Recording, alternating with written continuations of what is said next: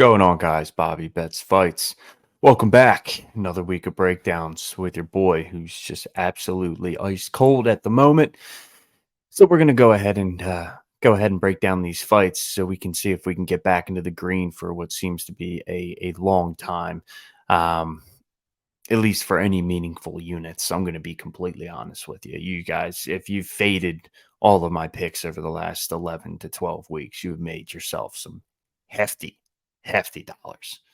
A lot of money to be made there. But, that's gambling. We're going to go ahead and just got to roll with the punches and, yeah, piece it together and just weather the storm so we can get back on our winning ways. So, unfortunately, we got to go ahead and recap it first. But first, follow your boy, Bobby Bets Fights, at Twitter, at YouTube, at BetMMA.tips. It's going to be Bobby Bets Fights.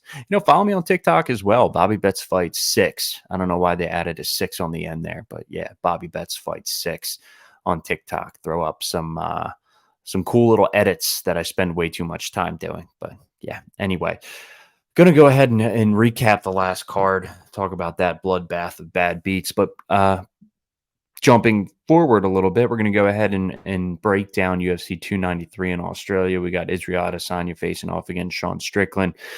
Decent little card, but the pay-per-view is just absolutely trash. I mean, overall, I'd say it's a decent card. I'm excited for some of the prelims, but man, we got like 3 Contender Series jobbers on the main card, and it is not ideal. So before we jump into the recap, I'm going to go ahead and get a little sip of some thinking juice here. Nice little lager. And yeah, let's go ahead and jump right into it. So UFC Paris, Gane versus Spivak. Went 1-4 on my picks. Only pick that I won was Volkan Oezdemir, who was against, Bogdan Guskov, who we for the most part, I think everyone knew that guy wasn't anything special just based off the competition that he's fought previously. I mean, Oezdemir seemed to hurt him with every shot he threw out there and then ended up finishing him on the ground, ended up submitting him. So that was easy money there. But let's go ahead and roll through these losses. I mean, we got Reese McKee. I got him at a decent price at plus 148. He ended up closing closer to plus 125.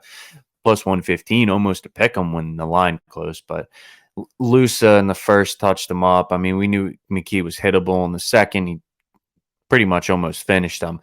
But we knew McKee is durable as well. And then in the third, McKee had a little bit of a comeback there, made it interesting, but ultimately ended up losing the decision. So I think it was 29-28 and 130-27. Vegas throwing in the call just to make sure that no one covered the point spread on that one, because that was egregious to give Angelusa that third round. But I digress. Doesn't matter with my bet. Still down a unit on that. Then we move on. We got Jocelyn Edwards, who had close to 10 minutes of control time in that fight. And, I'm a big proprietor of damage over control time. Don't get me wrong. I preach that. I'd much rather have a decision go to the person who did more damage than the person who had more control time. But in this fight, I mean, Nora Cornell didn't do nearly that much more damage with the strikes that she had than Jocelyn Edwards did. There wasn't that big disparity. So you really have to go off of the control time, in my opinion. But, it is what it is. A little bit of hometown cooking with that one. 230-27s for Cornell. I mean, when that was getting announced, you almost thought 100% that it was going to be Jocelyn Edwards. But I digress. When you're as cold as me, I mean, I'm literally the friggin' Iceman right now. That's going to happen. Moving on. I want to touch on my worst bad beat last. So I'm just going to go with Sergey Spivak, who just got absolutely beat the fucking piss against Cyril Gane. And I'm cursing way too much already for YouTube. But yeah, I mean, I got him at plus 150. The line moved the wrong way. He closed like plus 165, plus 170. I knew it was a bad bet. I should have cashed out, but decided to track it anyway, because why not? Just not athletic enough.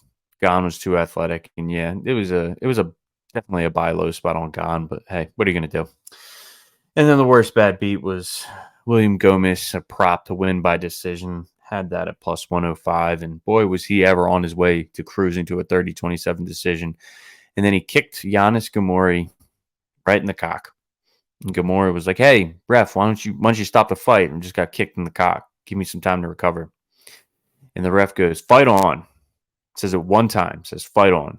Guess he thought he didn't get kicked in the cup. Anyway, no big deal. Says, "Fight on." Gamori's still holding his John because he just got kicked in the dick. And the ref, for whatever reason, just decided to stop the fight. Why that was even a thought at that point in time is beyond. Stop the fight and call it a KO win for William Gomes. You either let him recover and call it a nut shot or let them fight it out. He's on his feet. He's not saying he doesn't want to fight. He's hurt. He got kicked in the nuts, dude. At least let Gomez go over there and try and finish him, which I know he's not going to do because he doesn't finish anyone. He's afraid to get finished. That's why I bet the decision. That's why I bet the decision. Oh, anyway, so ends up being a third round knockout for William Gomes. So we end up losing that one. So I'm not even going to talk about betting on Chad Hanekom and the Contender Series because Jesus Christ, well, I never ever bet on Chad Hanekom as long as I live because that was horrendous. So I could talk about my bet. I could talk about my bets all day long because it's just an absolute dumpster fire. But let's go ahead and jump right into UFC 293 here because I really got a good feeling about this one, man. Let me tell you. So let's go ahead. I'll share my screen here. We can download the this pertinent information and we can go ahead and use it to our advantage to beat the books this week because this is the week. I'm telling you guys.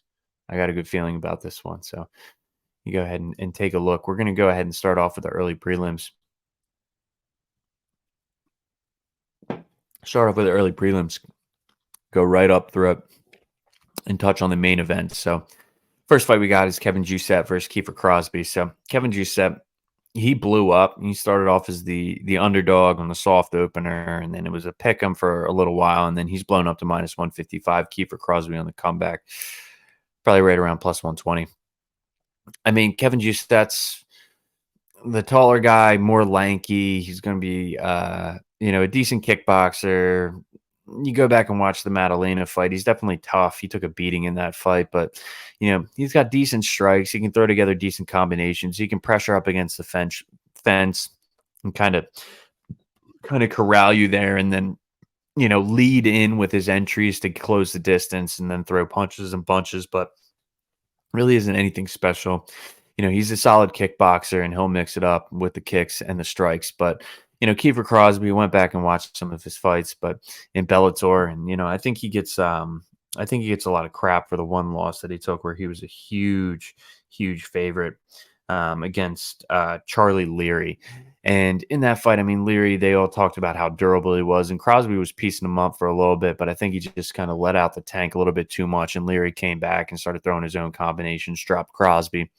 To Crosby's credit, I mean, the round ended. He didn't actually get knocked out, but there was a bad cut on that he suffered, so they ended up stopping the fight in between rounds and ended up being a TKO. But I mean, this is a guy who's got fast hands. I like how he exchanges in the pocket.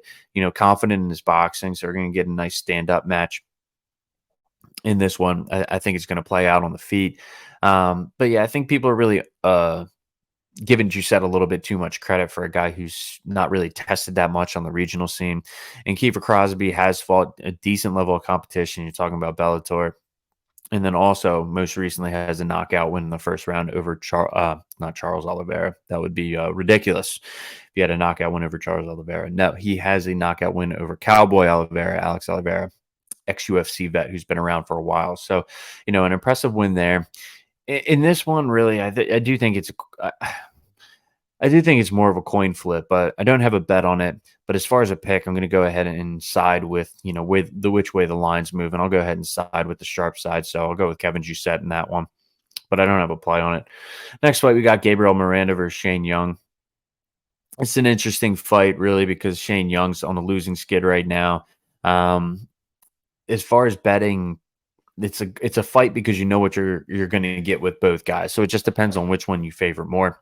And which line's more appealing to you? Because with Shane Young, his middle name's durability. He's going to be there in the third round, and he's got good cardio. He's got good pace. So you know that he's not going to tire out. He's very consistent with his volume. He's going to throw boxing combinations, and yeah, he is very hittable as well, but he's willing to give one to take one. And really his game plan is, I'm going to throw for every one you throw and hit me with, I'm going to hit you with two, maybe even three, and if you don't drop, I'm going to win by volume. So, I'm not too high on his style, but if there's one thing you got to give, if you're going to give a feather that you can put in the Shane's cap, it's going to be durability and cardio, because that man can motor all day long. I didn't like his performance against Builder. I think he could have capitalized later on in that fight against Builder, but he kind of played into Builder's game. Looked like he wasn't all that happy to get hit in that fight, so he's a little bit more hesitant. You didn't see the volume that you normally see out of him. And yeah, that's something that definitely concerns me in this matchup. Gabriel Miranda, on the other hand, is a wild card. I mean, you look at the record at 16-6, got like 15 submissions, one knockout, an exciting fighter, but the majority of those wins are against guys on the regional scene, haven't fought the greatest level of competition. Every time he's had to step up, he's lost, and he's never won a decision. He's a guy who's going to come out guns a-blazing like he did against Benoit Saint-Denis. He's going to be landing those he's going to be closing distance. He's going to be trying to land combinations. He's going to be trying to take your head off. And then if it goes to the mat, he's going to be looking to just find a submission, whether it's off of his back, trying for a triangle, transitioning to an arm bar. Or if he gets on top, you looking to choke you out. So, he's got a couple of different tools in his toolbox when it comes to the ground. But, Shane Young's never been submitted. He's a tough guy to really get out of there, honestly. And the only guy in the UFC who's done is Ludovic Klein, and that was, left head kick, which is, what Ludovic Klein's known for, is those head kicks. So no shade there on that knockout loss. So, I mean, in this one, really, Gabriel Miranda's plus 145. He's been hovering around there. He's got down as low as plus 135, but a little bit of buyback on Shane Young. So you can get Shane Young right around minus 170, minus 175 as it stands right now. I don't have a play on this one because it's too volatile. I know some people like Miranda as the dog, but I think if he doesn't get it done in round one, I think it's going to be a tough sledding for him to win a decision or win round two, because he's going to start to slow down. And if he faces any type of adversity, he's going to give up in the fight. And I think Shane Young can just kind of persevere there. So, I'm going to go with Shane Young, which is something I don't say too often in that fight, but I don't have a play on it. Not my cup of tea. Next fight, we got Mike Diamond, formerly known as Blood Diamond, facing off against Charles, one of my favorite nickname on the card, dude. Charles Chuck Buffalo Radke. Phenomenal nickname, Chuck Buffalo. Just absolutely chef's kiss. Phenomenal. Books out on Blood Diamond. I mean, if you can get him to the ground, if you can wrestle him, you're going to have success. I mean, Orion Kosei, who I don't hold in very high regard, was able to win a pretty easily decision against Blood Diamond, even though Blood Diamond did have some success in the second round with rocking him on that weird exchange where they both spun and he ended up landing. So he had his moments in those fights where you thought he could finish it, but he just has a bad fight IQ, and he just has this tendency to just jump right into range when he's going to try to finish his opponent. And that's something that against anyone who can grapple or wrestle is going to be an issue. Like even if he has them hurt, he just has such a willingness to jump right into clinch range, and they can just grab him. You can't, when he's going to finish these guys, or if he thinks he's got someone dead to rights, you can't jump into that clinch range. Like, you have to manage your distance so you can get your strikes off and pick your shots. And he just gets too excited, jumps in, they end up clinching them. And if they don't get him to the ground, at least they're going to be able to recover. So something to worry about me in this fight, because Chuck Buffalo on the other side is a good grappler. He can get the fight to the ground. And if he has the advantage, he's pretty cerebral and he will go to it often. His one loss, he controlled the fight pretty much from mount the entire time, going for submissions, trying to grab a neck, and his opponent, Montalvo, was able to fight out of it. Decent fighter. He's got 6-1 record as it stands right now. And then in the second, Radke was just so tired that he wasn't able to do anything. So really tough in that regard to hold it against Radke, because I think he's got a decent gas tank. I think he can go all 3 rounds. It's just that particular fight, he was trying to finish it early, and you got to maintain your gas tank. And if you don't, you're going to be screwed later on in the fight. So it was a body shot that put him out, and he showed prowess on the feet too. I mean, I think he's got decent boxing, and I think he's a tough guy. I think Blood Diamond's going to have some issues with him. I originally liked Blood Diamond as a dog because he's at some like absurd number plus 260. I do think it's wide, but I still can't back him in this. I think Blood Diamond has underrated takedown defense, but as far as like getting his own strikes off, I think anyone that can really mix in a takedown is going to make him hesitate on the feet. So he's not going to be able to get off that glory kickboxing, those awkward leg kicks that he finishes combinations with. But if he does, he definitely can touch Radke, and Radke can get, he won't go down easily, but he can get rocked from some of those shots. So, I mean, in this fight, I'm going to go with the guy who's pushing minus 300, Charles Radke, just because of the wrestling advantage. I can't back my Blood Diamond on this, but it's dog or pass at those odds, and definitely don't have a play on it. But the pick's going to be Radke. That does it for the early prelims. We'll kick off the regular prelims with a UFC vet, Nasrat Haqparast, facing off against newcomer Landon Quinones, who was on the Ultimate Fighter.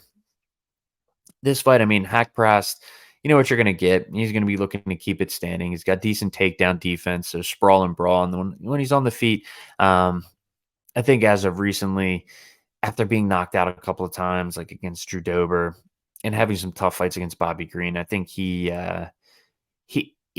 definitely it's definitely worth looking at his decision line. Like he doesn't win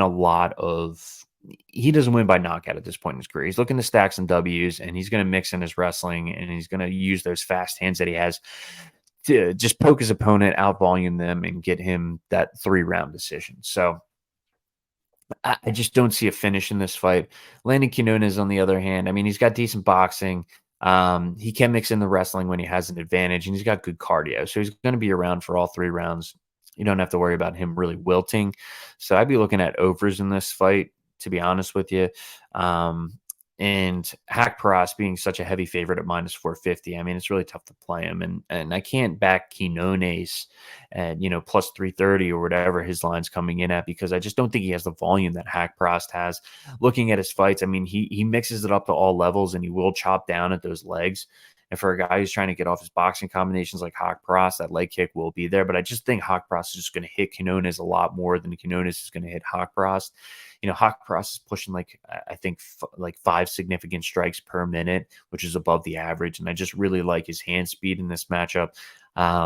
So I got to go with Haqparast. But again, the fight's unbettable. I would be looking at overs in this one because I do think Quinones has that staying power to be there in the 3rd round. I think it goes to a decision. Haqparast probably wins at 30-27, in my opinion.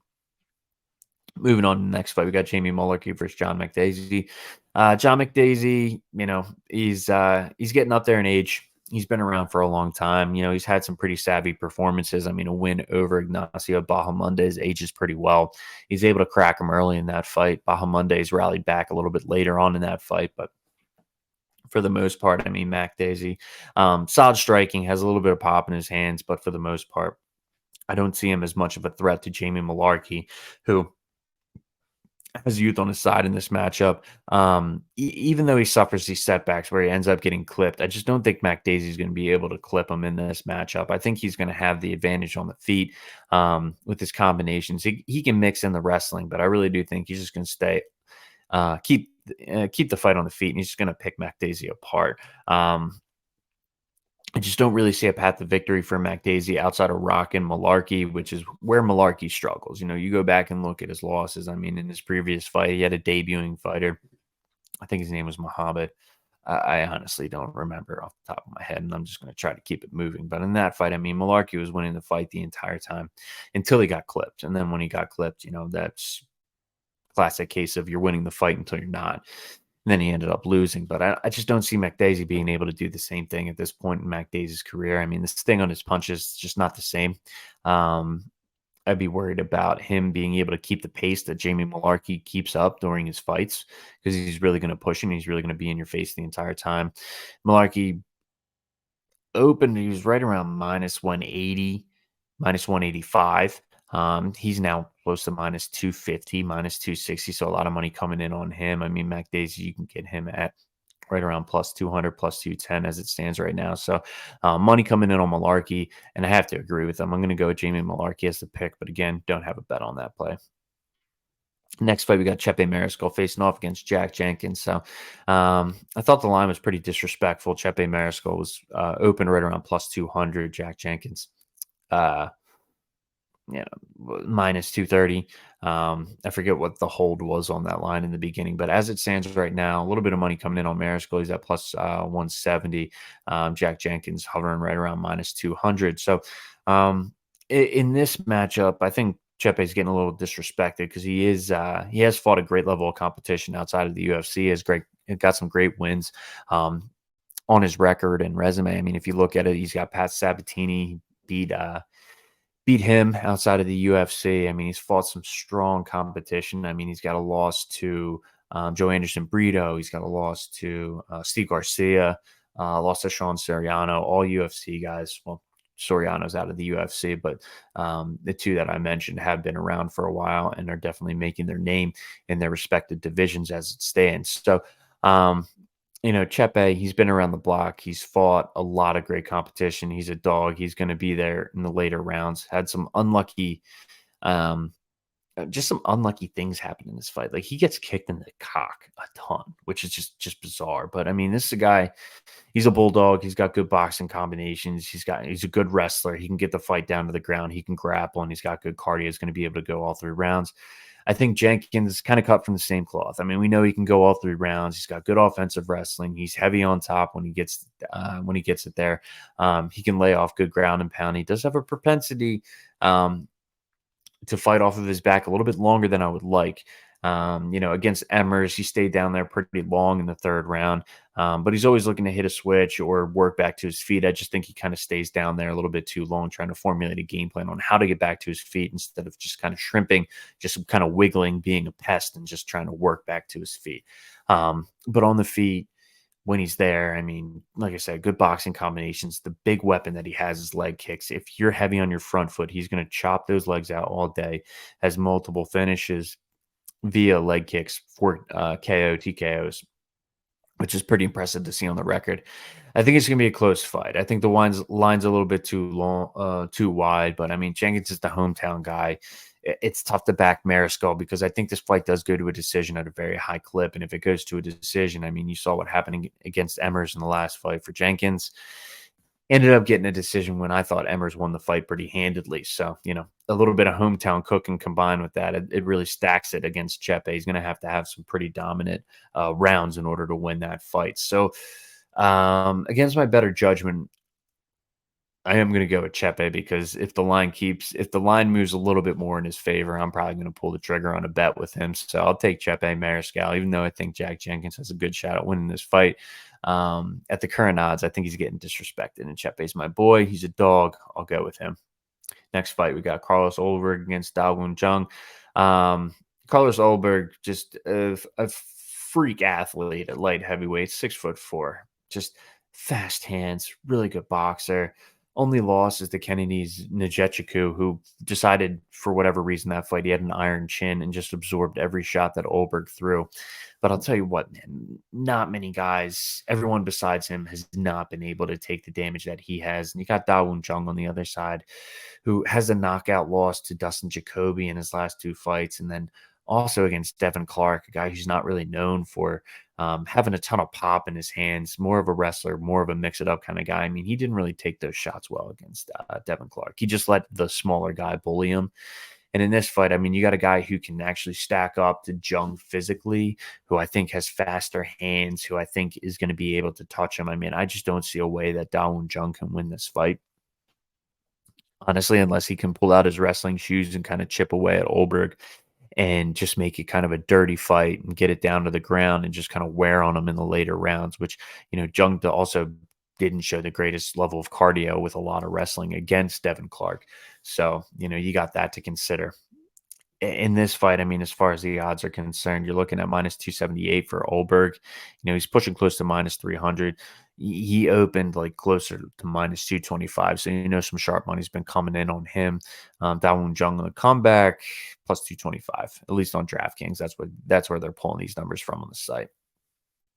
Really like Carlos Ulberg in this fight. I got him in a parlay as a parlay piece. I do think inside the distance is also a play as well. I just don't see him losing to Dawoon Jung, and I definitely see him being able to touch him. And if he touches him, especially early when he's got a full gas tank, I mean, it's just going to be tough. I mean, that finishing sequence, you go back and watch some of these fights against Nagumo Ariano, you go back and watch the Ihor Peteria fight. I mean, he just starches these dudes. He touches them, they get wobbled a little bit, and then it's just like, a dog on a bone, dude. Just tears them up. So, I got Carlos Solberg in that, and he's going to be a parlay piece. Got him right around minus 250. Kicking off the main card, we got Tyson Pedro facing off against Anton Turkalj, which is the Pleasure Man. Pretty horrible nickname. But in this fight, I mean, Tyson Pedro, he's a guy who's gotten a lot of credit in the UFC. I think before his long layoff, he had some decent wins over Khalil Roundtree, had a win over Paul Craig as well. But every time he gets that step up in competition, I mean, he has underperformed. And I think once he came back, he kind of got he got thrown some bones, right? We got Harry Hunsucker on the record. We got Ike Villanueva on the record. I mean, these guys are just cans that are just waiting to get crushed. Talking bottom of the barrel talent that the UFC ever had. Like, we're talking like some of the worst fighters to be produced in the last 10 years in those guys. Which I know is rough. I mean, if you make the UFC, I mean, props to Harry Hunsucker, props to Ike Villanueva, but they definitely didn't have the staying power. That's for sure. One win between the two of those guys. And it was against a guy who was even worse than Ike Villanueva when Ike Villanueva knocked him out. Like Vinicius, I forget his last name, but he just was afraid to throw punches. It was crazy. Anyway, let's get back to the actual fight. So the Pleasure Man's facing off against Pedro. I mean, the Pleasure Man, he gets hit a ton. He really gets rocked in his fights, man. He has very little striking defense. But man, does that guy have a chin? I mean, Petrino is a guy who just has just unbelievable pop in his hands, and Turkalj was able to just eat it, even if he was on queer streak. Panic wrestle, even got on top a couple of times. Like, he almost looked like he was going to finish the fight, and it was just grappling exchange back and forth with a guy who's held as a pretty highly regarded prospect. I mean, Turkalj ended up losing a unanimous decision in that fight because he did got beat up pretty bad, but he showed a lot of resilience. And against a guy like Tyson Pedro, who in his last fight out against Modestas Bukauskas just looked uncomfortable in the cage. Bukauskas was able to control the range. He was able to control that fight, and Pedro just kind of looked gassed. Um, Turkalj definitely has a shot. I mean, Pedro's the more crisp striker, right? He's going to be more technical. He's going to land the more straight punches. He's not going to leave himself that open. But Turkalj has a tendency to make it ugly. You go back to the Ebo Aslan fight, a guy who recently just got signed to the UFC, actually off a Contender Series, and he's able to withstand the early barrage. And then he mixes in the wrestling. And then he starts to touch his opponent a little bit when he starts to get a little bit tired. And then he just makes it ugly, and he ends up getting the finish. A guy with the grappling that Turkalj has, I definitely think he's a shot, especially at a pick 'em where it stands right now, where both guys are minus 110. I'm going to go with Anton Turkalj in this. I actually got him at dog odds right around plus 120. So looking forward to seeing how this one unfolds, because I do think it's a decent start to the main card. But yeah, good fight, but I'm going with Anton Turkalj on that one. Next fight, we got Justin Tafa versus Austin Lane. So, in this one, this is a rematch. These guys faced off previously. Lane, I think the fight lasted like 15 seconds. Lane landed a couple body kicks, and then it went into punch, poke Tafa in the eye. It was a really bad eye poke, and Tafa couldn't continue. So now they're setting it up for the rematch. So, I mean, in this one, Tafa's got a ton of punching power, just like his brother, Junior Tafa, except he's a southpaw. Really good knockout against Parker Porter, who overextended himself, and Tafa just, in his post fight interview, he's like, if you reach, I must teach, just kind of breaking it down, just letting him know, like, hey, I have the elite boxing here. I mean, good fight against Carlos Felipe, arguably won that fight. But against Jared Vanderaa, I mean, I go back to that fight, especially in this one, because you're facing off against Austin Lane, former NFL player, making his UFC debut, which, I guess that you could still consider this his debut because the first one was no contest, really. But, he's an athlete, man. He's big. He's 6'6". He's got, I'm pretty sure, 80-inch reach, right? And he can stay long. He's got really good kicks, and he showcased that in the the first 15 seconds of the fight and really made it part of his game plan. I can't pull much from that fight, but if you pull from his other fights, I mean, he's fairly durable outside of the Greg Hardy. Oh, I almost knocked my mic over there. Outside of the Greg Hardy loss, I mean, you go back and you look at the Juan Adams fight. I mean, Juan Adams had a ton of success in the first 3 rounds, but then Lane in the fourth round, just kind of withstood that barrage and then was able to end up getting the finish in that one. We don't have 4 rounds in this fight, but I mean, Tafa, who got pressured against Vandera, who just was eating body kicks left and right against Vandera. And I hold Austin Lane in higher regard athletically with his quickness, with his agility, his striking even more than I do Jared Vandera, who's now out of the UFC and I believe lost his first match in the regional scene. So it's going to be an interesting one. I just think the odds are a little off here. You got Austin Lane, who was close to a plus 200 when it opened up. In their last fight, I know you can't pull much from it, but he ended up closing right around plus 168, but they opened the odds back at plus 200, and he's sitting right around plus 170 again. So I ended up getting in on Austin Lane at plus 200, just going off of the previous odds from the last fight. I mean, he closed plus 168. I can't imagine that you would be able to gather any additional intel from that fight for this fight. So, good CLV there. I think it's a good price on him for what could be an even fight. And unless Top was able to knock him out, I think if this goes, the longer it goes, the more Lane's going to get in control. So I got him as the pick, and I got that bet on him at plus 200. Next fight, Manel Kape versus Felipe Dos Santos. Manel Kape, just absolute assassin.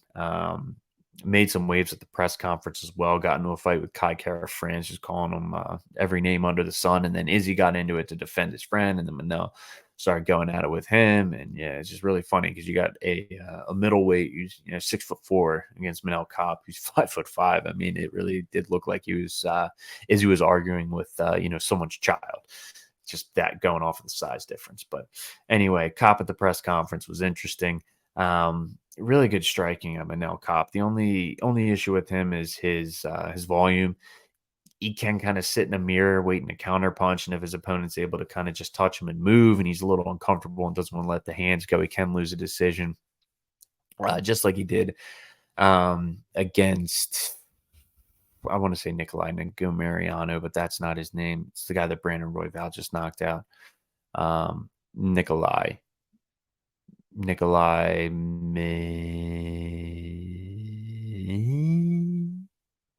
something. Anyway, he's a flyweight prospect. Let's just go check his record. Right? Well, we got it up.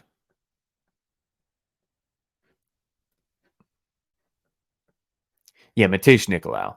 That's what we're talking about. Mateusz Nicolau. So in that fight, I mean, Nicolau was able to touch him, and Kape just didn't throw the volume that he normally throws. Like I said, just kind of waiting and counter punch, and the big punch never happened. So it ended up going to a decision, and he ended up losing that fight. Felipe Dos Santos, though, I mean, he's making his UFC debut. He's supposed to be on the Contender Series, and I really do like the volume. Fights out of shootbox Diego Lima, so he's going to have the blonde hair. Charles Oliveira, backing him, and the boys, all those guys out of shootbox in his corner. So he's a dog. He's durable. In his previous fights, I mean, he's not afraid to go in there, but he keeps his chin up in the air and he gets hit with a ton of shots. Unless he's Elvis Brenner, who has just an iron chin and he's willing to just walk through hell and still be there after it's done. I just don't see a way that he wins this fight. I think Kape's going to stand back. I think Dos Santos is going to be a little too eager, and Kape's going to find those counter shots. And when he smells blood in the water, man, I mean, his finishing sequences are nasty. I mean, you go back and look at that Zalgajuma Gula fight. I mean, he gets him up against the cage and he's just throwing everything at him at one time. Just man, just punches after punches and ends up dropping him. So, Manel Kape, I got to back him in this. He's the second leg in the Oldberg parlay. Got him right around minus 330. He's closer to minus 400. Probably going to close minus 450 when it's all said and done against a newcomer, but yeah, got Manel Kape in that one. But Felipe Dos Santos, if he can show off his durability, definitely one of those fights where he can still increase his stock even with a loss. Moving on to our co-main event, we got Tai Bam Bam Tuivasa facing off against Alexander Volkov. So this will be an interesting fight. I love Tai Tuivasa, and I gotta put away the fan in me when I'm breaking down this fight because I do think Alexander Volkov has a really easy path to victory if he chooses to take it. Going back and watching the Walt Harris fight, I mean, what does Walt Harris do well? He's a heavy handed puncher, right? He's a southpaw. Volkov was able to break him down just by throwing the teep up the middle. And you can call it may not all right, sorry, a teep, or if for anyone that's being nitpicky, more of a front kick because he's not really pushing it into the abdomen. He was just kind of bringing it up, kind of like a soccer kick right to the abdomen, just throwing his toes in it. So teep, front kick, however you want, whatever you want to call it. He did a great job with that because then he got Walt Harris worried about the body, right? And then he would fake it up the middle, and then he would come in with his hands. And Tai Tuivasa ate a ton of body shots from Gane and did not take them well. So Volkov can start with those teeps and just touch that abdomen and make him aware of it. I mean, the hands are going to drop, and he's going to eventually open up top. And I think Volkov's going to be able to just touch him up and probably just, stick and move and avoid the power and just really win an easy decision, if not get him out of there. But Tai Tuivasa, you can never count him out because he could easily corner Volkov, who doesn't deal with pressure off the back foot all that well. He is decent at countering, but I really do think he wants to be out in open space and moving forward. But if Tuivasa can close with those hooks and land something, I mean, he's fought a guy who's big before. He's fought Stefan Struve, knocked him out. Am I saying Stefan Struve is the same caliber as Alexander Volkov? No. But as far as their body type, as far as landing punches, yes, they are similar. Struve is even bigger than Alexander Volkov. He's like 6'11". But anyway, Tuivasa definitely could land something hard. I think Volkov has good durability. I mean, his doesn't get knocked out often. The last time he did was Derek Lewis and that Hail Mary third round KO, which was the highlight reel. If you've ever seen one, yeah, that was the my balls was hot interview, classic Derek Lewis. But yeah, I mean, in this one, I think Ty definitely has a chance. But like I said, there's that clear path to victory for Alexander Volkov. At the odds as it stands right now, Tai Tuivasa is plus 210 underdog. Volkov minus 260, minus 250, depending on what book you're at. I really like Tai Tuivasa. I just think he's got that. He's going to have that moment where he's able to touch Volkov, and I think he's going to be able to finish him. But at the same time, like my brain's saying, you literally saw this fight play out against Walt Harris. What are you doing? What are you doing? So I want to leave it open to a bet because I'm not going to take Volkov at the current price that he's at. I think it's overblown. I think it should be lined closer. So I don't want to pigeonhole myself because I don't want to take Volkov as a pick and then end up throwing a bet in on Tai Tuivasa later on Twitter. So I'm going to go with Tai Tuivasa as my pick because Fisco Boop. That's why I'm going to go against my better judgment, my logic, and I'm going to pick Tai Tuivasa. If you take Volkov, I'm not. I literally laid out why you should take Volkov, but Fisco Boop, Tai Tuivasa, Bam Bam, FTA. We're in Sydney, Australia. Why not? That's who I'm going with the pick. I don't have a bet on him just yet, but boy, am I thinking about letting one rip. Last fight, main card, Israel Adesanya versus Sean Strickland. It's a tough fight for Strickland. I think the line's crazy, but I understand why because they're trying to load it up in Adesanya and they're really trying to bait you into taking Sean Strickland in this fight at close to 5-1. I think it's a much closer fight than what the odds indicate. I mean, you got Sean Strickland who beat Nasruddin Imavov. That's a good win. You got Brandon Allen. That's another ranked opponent. Abu Smagomedov. You got him out of there. Split decision against Jared Cannonier. I mean, come on. I mean, this guy's legit. Like, I know his fighting style isn't that great, but because he's just going to jab, and he really is allergic to throwing his right hand at times. But, the guy's a good fighter, and he knows how to win rounds, and he can mix in the takedowns when he wants to. He did against Uriah Hall, but, he, for the most part, he's a boxer. He's going to be standing up. He's going to be in your face, and he just has this really this tendency to be able to lull you into fighting his type of fight. Like, no one goes in, like, it's very rare unless you're Alex Pereira. Like, and even then, he was still letting Strickland move forward, be in that range that Strickland likes to fight in, but just he's got the death touch it with his left hand. And he saw Strickland move his hands down, boom, put one right on his chin. I think Strickland's defensively sound. I think boxing wise, if you're just going to throw hands, it's going to play right into his game. But if you can mix in the kicks like Israel Adesanya can, I mean, it kind of throws him for a loop, honestly. I think he spars a lot, but I think the sparring sessions, he's not really accounting for kicks. And I think that's where you can really have that X factor where you start to chop that front leg, go to the midsection, and then you start to see those hands drop, and then you can go high with the kick, which is definitely something Izzy can do. But Izzy's an exciting fighter when people bring the fight to him. And I'm not saying Sean Strickland's not going to bring the fight to him, but he even when he's in his face, Strickland's going to just be pumping a jab and he's going to be playing it very conservatively. He's going to keep his hands up for the most part, and he's going to parry what Adesanya throws back as far as his hands. I see this fight playing out. Adesanya's going to score to all levels with the leg kicks. Strickland's only going to be pumping the jab. We're going to have a bunch of close rounds, or what we think is close rounds, but I got Israel Adesanya winning this one in the decision. I do think this one's going the distance. I haven't put a bet in on it yet because it's plus 125, but I really do think this is going all 5 rounds. I think Adesanya, just like his performances, you look past the two Pereira fights. I mean, a lot of decisions, a decision to Cannonier, a decision against Marvin Vettori. He just knows how to win fights and he's good at it. And I think in this fight, it's not going to be any different. I think Strickland is going to pop that jab a couple of times, but Izzy's going to be able to counter him, land something heavy, but he's not going to be overzealous to go in for a finish. And then you got mixing those leg kicks that he has. He's very good at scoring points. And I think it's going to come down. I mean, Strickland's going to be looking at down, 4 rounds or 3-1 going into the 5th. And he just doesn't have the capability of finishing the fight late, but he will be around. So I got Israel Adesanya in the title fight, and I got that fight going the distance. So that concludes it for UFC 293 Australia. Hope I gave you guys some additional insight. And yeah, I hope everyone enjoys the card on Saturday. I know I will. Looking forward to sitting down, watching some fights. Didn't get the chance to do that on the previous cards. So it's going to be nice to grab a beer and just watch the violence unfold. So fingers crossed we get some good fights. Fingers crossed that we cash our bets. And let's try to end this ice cold frozen streak, like Israel Adesanya says. Let's go from Elsa to, on fire, the heat miser, because we got Christmas coming up.